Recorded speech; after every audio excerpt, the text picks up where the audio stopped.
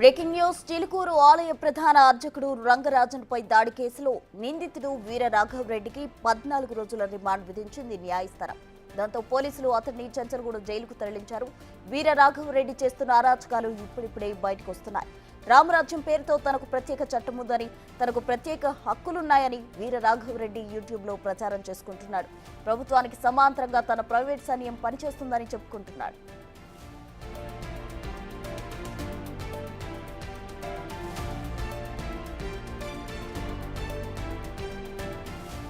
మరోవైపు హిందువులపైనే వీర రాఘవరెడ్డి దాడికి పాల్పడుతున్నాడని హిందూ సంఘాలు ఆగ్రహం వ్యక్తం చేస్తున్నాయి. హిందువుల కోసం కష్టపడి పనిచేస్తున్న రంగరాజన్ పైనే దాడి చేసిన వీర రాఘవరెడ్డి వెనుక ఎవరున్నారో తేల్చాలని డిమాండ్ చేస్తున్నాయి.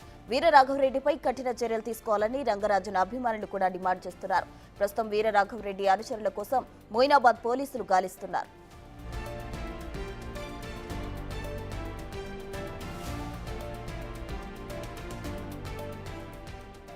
కొవ్వూరి వీర రాఘవరెడ్డి అనే వ్యక్తి గత కొంతకాలంగా సోషల్ మీడియాను వేదిక చేసుకుని కలిలో రామరాజ్యం పేరుతో పోస్టులు పెడుతూ తన భావజాలాన్ని విస్తరిస్తున్నాడు. తనను సమరవైరి బంటు అని పేర్కొంటూ కలిలో రామరాజ్య స్థాపన అంటూ అతను అనుకున్న దారిలో నడవడానికి సైన్యాన్ని కూడా రిక్రూట్ చేసుకుంటున్నాడు. అందుకోసం విద్యార్హతలు, మానసిక ఆరోగ్యం, దేహదారుఢ్యం లాంటి వాటిని సైతం పరిగణనలోకి తీసుకుంటున్నాడు. మొదటి విడతగా 5,000 మంది సైన్యం నియామకం కొరకు ప్రకటన చేశాడు. ధర్మస్థాపన కొరకు భగవద్గీత 4వ అధ్యాయం 7, 8తో పాటు అధ్యాయం 18, 17, 43 శ్లోకముల ప్రకారం ఏర్పాటు అయిన రామరాజ్యం కొరకు భారతదేశంలో ఎక్కడైనా పనిచేయుటకు అవకాశం ఉందని, పూర్తి సమయం కేటాయించి సైన్యంలో చేరగోరు వారికి ఆహ్వానం అంటూ సోషల్ మీడియా వేదికగా ప్రకటన ఇచ్చాడు. ఇందుకోసం సైన్యంలో జాయిన్ అయిన వారికి నెలకు 20,000 రూపాయలతో పాటు భోజనం, నివాస వసతి సౌకర్యం కూడా ఉంటుందని తెలిపాడు. అయితే దరఖాస్తు మాత్రం ఫ్రీ అనుకోవద్దు, 350 చెల్లించి దరఖాస్తు ఫీజును పేర్కొన్నాడు. ఇందుకు అఫీషియల్ వెబ్సైట్ ramrajyan.net అని పేర్కొన్నాడు వీర రాఘవరెడ్డి.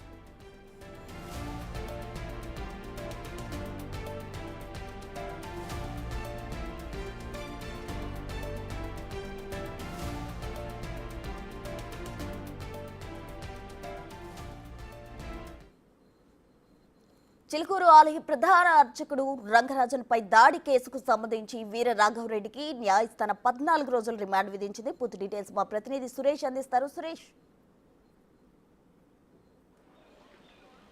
చిలుకూరు బాలాజీ టెంపుల్లోని ప్రధాన అర్చకులు రంగరాజన్పై వీరరాఘవరెడ్డి ఆయన అనుచరులు దాడికి పాల్పడ్డారు. శుక్రవారం రోజు ఇదే టెంపుల్ వద్ద ఈ రూట్ నుండే రంగరాజన్ ఇంటికి బ్యాక్ సైడ్ ఉంటుంది, ఆ ఇంటి వైపు వెళ్ళడం జరిగింది. సీసీ కెమెరాలో కూడా వారు వచ్చిన విజువల్స్ అన్నీ రికార్డ్ అయ్యాయి. అయితే వీరరాఘవరెడ్డి గత కొన్ని సంవత్సరాలుగా సోషల్ మీడియాలో రామరాజ్యం అని చెప్పేసి ప్లాట్ఫామ్ ఏర్పాటు చేసి ఆ హిందువులకు సంబంధించిన గురువులు, స్వామీజీలపైనే దాడులకు పాల్పడుతున్నట్టు హిందూ సంఘాలు ఆగ్రహం వ్యక్తం చేస్తున్నాయి. ఆయన వెనకాల ఎవరున్నారనే దానిపై పూర్తిగా విచారణ చేసి బయటికి తీయాలని చెప్పేసి కూడా చెప్తున్నారు. అయితే విషయం తెలుసుకున్న చిలుకూరు గ్రామస్తులు ఈరోజు ఉదయమే రంగరాజన్ దగ్గరికి వెళ్ళి అసలు ఏం జరిగింది, ఎలా దాడి చేశారు, ఎవరు వచ్చారు, ఎప్పుడు అసలు గ్రామస్తులకి విషయం తెలియదని చెప్పేసి కూడా ఉదయం వెళ్ళి ఆయనని పరామర్శించినట్టు తెలుస్తుంది. ఇక్కడ షాప్స్ నిర్వాహకులు కూడా పెద్ద ఎత్తున ఉదయమే రంగరాజన్ ఇంటికి వెళ్ళి టీవీలో వచ్చిన తర్వాత వార్తలు చూసి తమకు కూడా అసలు వచ్చి దాడి చేసి వెళ్ళిపోయేంత వరకు కూడా తెలియదని చెప్పేసి కూడా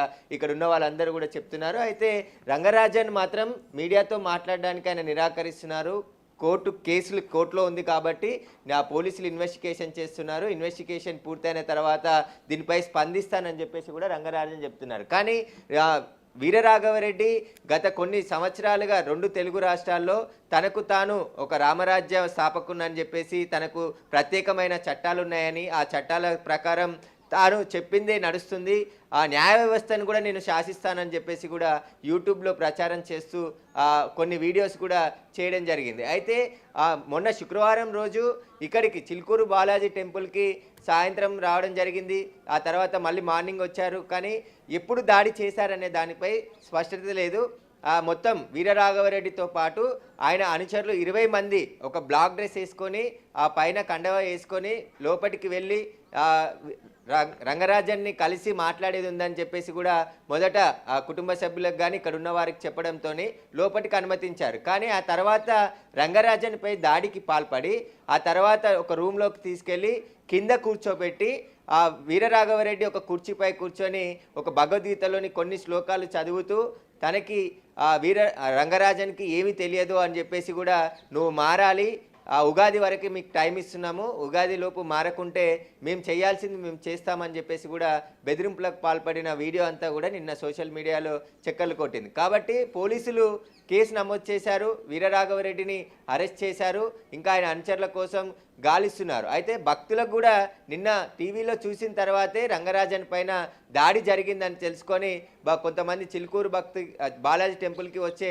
భక్తులు కూడా రంగరాజుని పరామర్శించే ప్రయత్నం చేస్తున్నారు. కానీ ఆయన ఎవరిని కలవట్లేదు, ఇంట్లోనే ఉన్నారు పూర్తిగా. ఎందుకంటే గ్రామస్తులు ఈరోజు ఉదయం మొత్తం ఆ విషయం తెలుసుకున్న తర్వాత అసలు ఏం జరిగింది, మాకు కొంచెం సమయం కానీ మాకు తెలియజేస్తే ఈ ఊరు వారిని దాటనిచ్చే వాళ్ళం కాదు అని చెప్పేసి కూడా ఆయనతో మాట్లాడిన సందర్భంలో చెప్తున్నారు. కానీ ఈ గొడవలను పెద్ద చేయకుండా చట్టం పని తాను చేసుకెళ్తుంది కాబట్టి పోలీసులు వీరరాఘవరెడ్డిని అరెస్ట్ చేశారు. ఆయన అనుచరులను కూడా అందరిని అరెస్ట్ చేసి కఠినంగా చట్ట ప్రకారం శిక్షించాలని చెప్పేసి ఆ రంగరాజన్ అభిమానులు, ఆయన ఇక్కడ చిలుకూరు బాలాజీ టెంపుల్కి సంబంధించిన భక్తులు అదేవిధంగా గ్రామస్తులు కూడా కోరుతున్నారు. ప్రస్తుతం అయితే చాలా మంది భక్తులు కూడా విషయం తెలుసుకొని ఇక్కడికి వచ్చి పరామర్శించే ప్రయత్నం చేస్తున్నారు. పోలీసులు ఈ కేసుని దర్యాప్తు చేస్తున్నారు కాబట్టి దర్యాప్తులో అన్ని విషయాలు బయటకు వచ్చే అవకాశం కనబడుతుంది.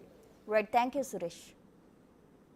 ఇక్ష్వాకు వంశీయులు ఏ గోత్రాలు ఉన్నారో తెలియదు, క్షాత్రం కలిగిన వారు మీ పరిధిలో ఎంతమంది ఉన్నారో తెలియదు. వైశ్య పరంపర 44వ శ్లోకంలో చెప్పిన వైశ్యులు కృషి గోరక్ష వాణిజ్యం మీ ఆలయం